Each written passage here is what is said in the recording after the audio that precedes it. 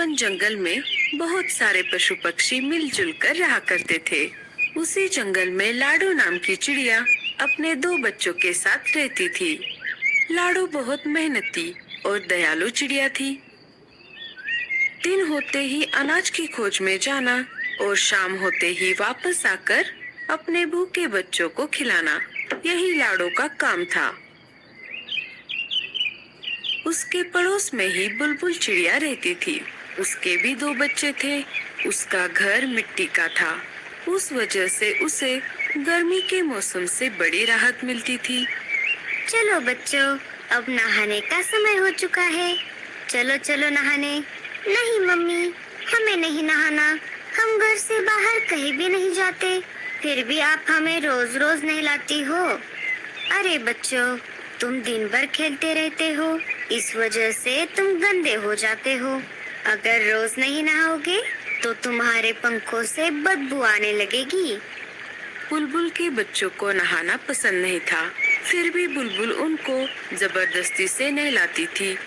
बुलबुल ने अपने बच्चों को नहलाया और उनको घर के ऊपर सूखने के लिए बाहर खड़ा कर दिया। चलो, अब मेरे काम का समय शुरू हो जाएगा। जंगल के पंछी एक एक करके मेरे स्विमिंग पूल में नहाने आएंगे। बुलबुल बहन, क्या मैं मेरे बच्चों को नहलाऊं? हाँ हाँ, क्यों नहीं, पर तुम्हें पता है ना, एक बच्चे को एक बेरी। हाँ हाँ, मुझे मालूम है। ये लो, 2 बेरियां। रानो भी अपने बच्चों को नहलाने लगी। एक एक करके जंगल के सारे पंछियों ने अपने अपने बच्चों को नहलाया। लाडो भी अपने बच्चों को नहलाना चाहती थी। वो बुलबुल के पास चली आती है। बोलो लाडो, क्या काम है? बुलबुल बहन, मुझे भी मेरे बच्चों को नहलाना है। हाँ हाँ, क्यों नहीं, लाओ फिर 2 बेरियां। अभी तो मेरे पास बेरिया नहीं है। बहन, जब मैं पहाड़ी इलाकों में जाऊंगी तब बेरिया लेकर आऊंगी और तुम्हें दे दूंगी। नहीं नहीं, ऐसा नहीं चलेगा। बेरिया नहीं तो स्विमिंग पूल में एंट्री भी नहीं। ठीक है बच्चों, चलो।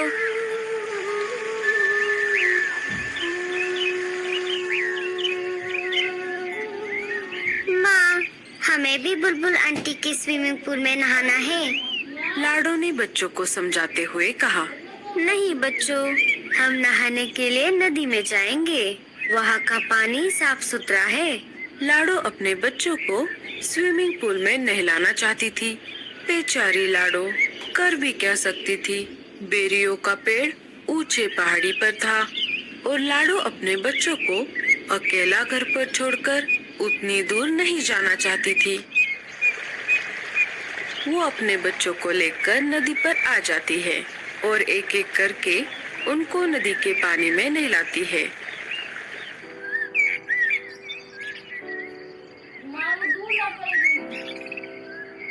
अरे लाडो, ऐसे उदास क्यों बैठी हो? क्या कुछ परेशानी है? अरे नहीं कालू भैया, ऐसी कोई बात नहीं है। सोनू मोनू को बुलबुल चिड़िया के स्विमिंग पूल में नहाने की बहुत इच्छा है, लेकिन वो नहाने के बदले बेरियों की मांग कर रही है और अभी तो मेरे पास बेरिया नहीं है। बेरिया लाने के लिए मुझे ऊंचे पहाड़ी पर जाना होगा, पर मैं मेरे बच्चों को घर पर अकेला छोड़कर उतनी दूर नहीं जा सकती। बस इतनी सी बात, मैं हूँ ना। मैं पहाड़ी इलाकों में जाकर बेरिया ले आऊंगा। बड़े आए जाने वाले। क्यों जी, आपके पास कोई दूसरा काम नहीं है क्या? ना बीवी है ना बच्चे। आप एक काम करो, सारे पंछियों के काम फोकट में करो। अरे गोरी, मैं तो ऐसे ही कह रहा था। मैं पहाड़ी इलाकों में जाता रहता हूँ ना, इसीलिए मैंने ऐसा कहा। तुम भी ना गोरी। बहुत दिनों से जग्गू सेब मांग रहा है, क्या आपने ला कर दिया? कोई जरूरत नहीं है किसी की मदद करने की। अब सीधा मेरे साथ घर चलो। कालू कौवा वहाँ से चला जाता है। मम्मी, मुझे भी स्विमिंग पूल में नहाना है। अरे जग्गू, तुझे नहाने की कोई जरूरत नहीं है। तू तो वैसे भी साफ सुथरा है। लाडो उदास बैठी थी कि तभी वहाँ पर भूरा कौवा आ जाता है। भूरे ने सारी बात सुन ली थी। लाडो, तुम परेशान क्यों होती हो? मैंने अभी अभी सब सुन लिया है। तुम एक काम क्यों नहीं करती? मैं तुम्हारी बच्चों की देखभाल करता हूँ। तुम पहाड़ी इलाकों में जाकर बेरिया लेकर आओ। लाडो को भूरे पर बिल्कुल भी भरोसा नहीं था, लेकिन उसे बच्चों को स्विमिंग पूल में नहलाना भी था। फिर भी लाडो ने भूरे से पूछा, लेकिन तुम मेरी मदद क्यों कर रहे हो? अरे, मैं भी बहुत दिनों से बेरिया खाने की सोच रहा हूँ। तुम आते समय मेरे लिए भी बेरिया लेकर आना। अच्छा, ठीक है, तो मैं चलती हूँ। तुम मेरे बच्चों का ध्यान रखना। लाडो बेरिया लाने के लिए पहाड़ी इलाकों की ओर चल पड़ती है। अरे वाह, ये तो बहुत अच्छा हुआ। मुझे पता चला है पहाड़ी इलाकों से हमारी जंगल की ओर तेज तूफान आ रहा है। मुझे नहीं लगता कि लाडो उस तेज तूफान में बच पाएगी। फिर मैं इन दो बच्चों को घर से बाहर फेंक दूंगा। लाडो के जाते ही भूरा बच्चों को घोंसले से बाहर निकाल देता है और घोंसले का दरवाजा लगा लेता है। बच्चे अपनी माँ की याद में रोने लगते हैं। इधर लाडो जैसे तैसे करके आगे बढ़ती रही। वैसे ही तेज हवा भी बढ़ने लगी। लगता है इस तेज तूफान में मैं उड़ नहीं पाऊंगी। लाडो चिड़िया हार मानने वालों में से नहीं थी। बड़ी कठिनाइयों का सामना करते हुए वो आगे बढ़ती रही। तभी उसके सामने से मीनू मौसी उड़ते हुए आ जाती है। अरे लाडो, ये क्या कर रही हो? चलो वापस। बारिश के साथ साथ बहुत बड़ा तूफान भी आने वाला है। अच्छा, ठीक है मौसी। वो दोनों वापस जंगल में आ जाती है। लाडो, बहुत तेज बारिश शुरू हो गई है। तुम एक काम करो, बारिश रुकने तक मेरे घर में रुक जाओ। बारिश थमते ही चली जाना। दोनों मीनू मौसी के घोंसले के अंदर चली जाती है। बारिश अपने जोरों पर थी। मेरे बच्चे ठीक तो होंगे ना? इधर बेचारे बच्चे तेज बारिश में भीग रहे थे। वो दोनों एक पेड़ की डाली पर बैठ जाते हैं, जहाँ पर कम बारिश का पानी आ रहा था। तभी उनको उस पेड़ के तने से आवाज आती है, बच्चों इधर आओ। बच्चे अंदर चले जाते हैं।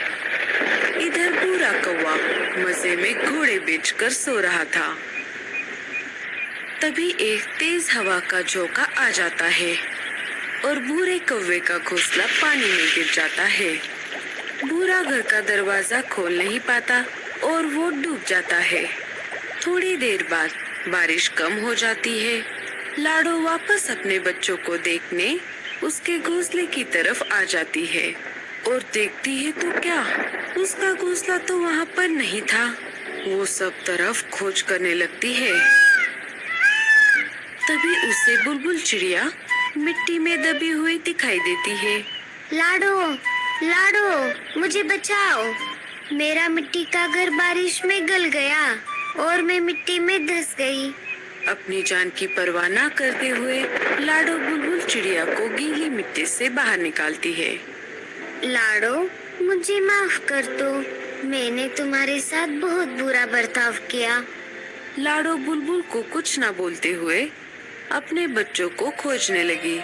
तभी पेड़ के तने से बच्चे बाहर आ गए और अपनी माँ को पुकारने लगे, माँ, हम यहाँ पर हैं। लाडो अपने बच्चों को देखकर बहुत खुश हो गई। अरे मेरे बच्चों, तुम कहाँ पर गए थे? माँ, आपके जाते ही उस भूरे अंकल ने हमें घर से बाहर निकाला था और हम यहाँ पर आ गए थे। हमें इन बूढ़ी दादी ने बचाया। माँ जी, आपका बहुत बहुत धन्यवाद। अगर आप मेरे बच्चों को आसरा ना देती तो मेरे बच्चे इस तेज बारिश को सह नहीं पाते। कुछ दिन गुजर जाते हैं। फिर एक दिन सारे पंछी मिलकर जंगल के बीचों बीच खुले मैदान में एक बड़ा सा स्विमिंग पूल बना देते हैं, जिसमें वो रोज नहाने लगते हैं।